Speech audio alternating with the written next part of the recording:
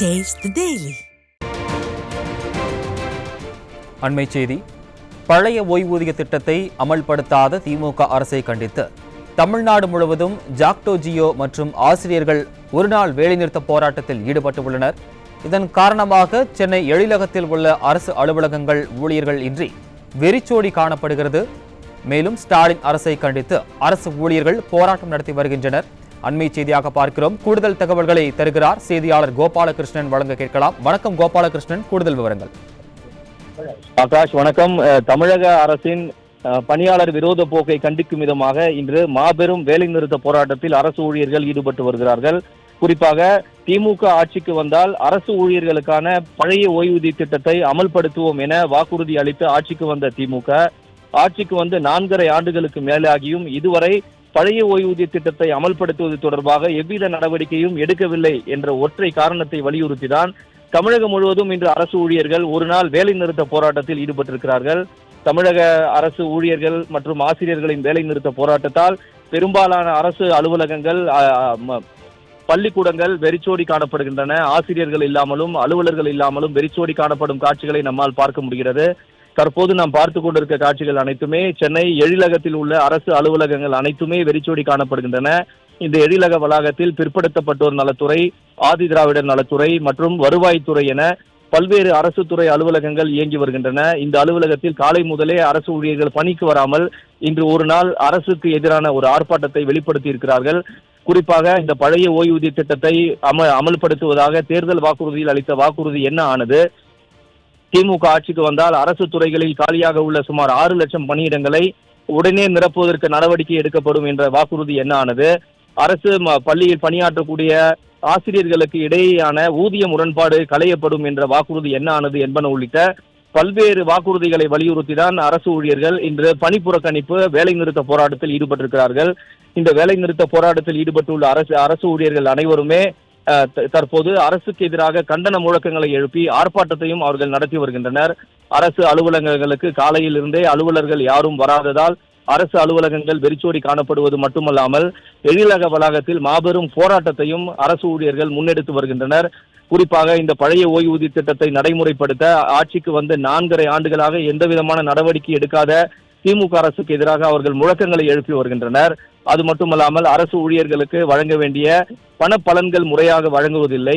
புதிதாக புதிய பென்ஷன் திட்டத்தின் கீழ் பெறப்படும், அதாவது கான்ட்ரிபியூஷன் பென்ஷன் ஸ்கீம் கீழாக மாதந்தோறும் அரசு ஊழியர்களிடம் பிடித்தம் செய்யப்படும் அந்த தொகையை கூட அரசு ஊழியர்கள் பணியிலிருந்து ஓய்வு பெற்றால் அவர்களுக்கு கடந்த 4.5 ஆண்டுகளாக வழங்கப்படாமல் இருப்பதாகவும் அரசு ஊழியர்கள் குற்றம் சாட்டுகின்றனர். லட்சக்கணக்கான காலி பணியிடங்களை நிரப்புவதாக வாக்குறுதி அளித்து ஆட்சிக்கு வந்து 4.5 ஆண்டுகள் ஆகியும் இதுவரை 50,000க்கும் குறைவான பணியிடங்கள் மட்டுமே நிரப்பப்பட்டுள்ளதால் தமிழக அரசு துறை மற்றும் ஆசிரியர் பள்ளிக்கூடங்களில் 6 லட்சத்துக்கும் அதிகமான காலி பணியிடங்கள் காலியாக இருப்பதால் அரசு பணிகள் முழுமையாக முடங்கி போய் இருப்பதாக அவர்கள் குற்றம் சாட்டுகின்றனர்.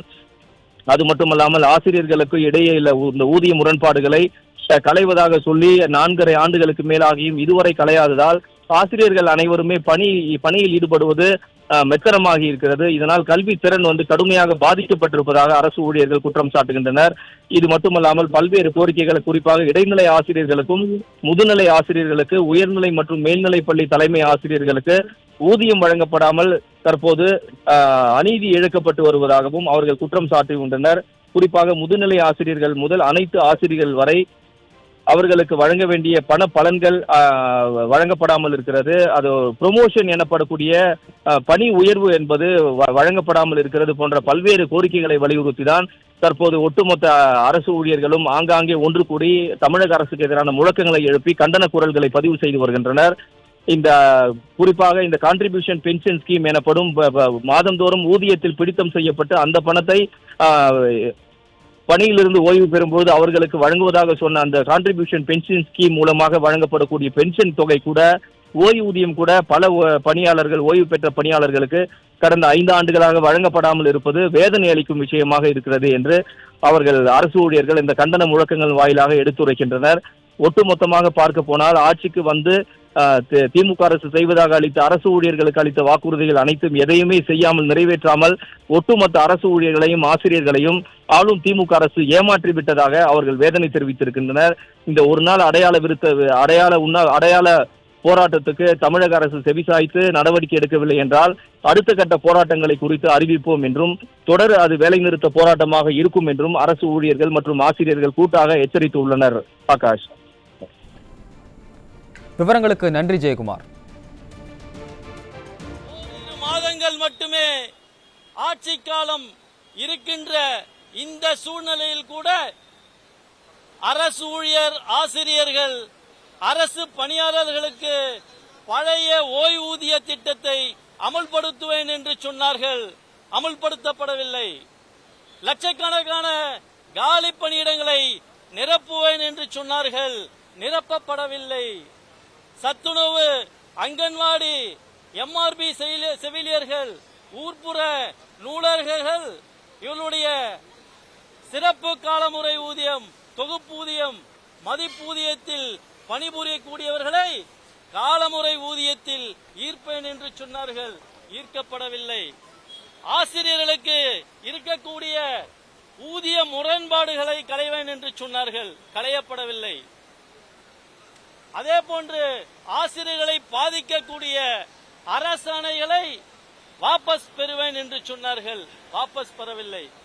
வேறு வழி இல்லாமல் இன்றைய தினம் இந்த போராட்டத்தை நடத்த வேண்டிய சூழலை மாண்புமிகு தமிழ்நாடு முதலமைச்சர் அவர்கள் ஏற்படுத்தியிருக்கின்றார்கள்.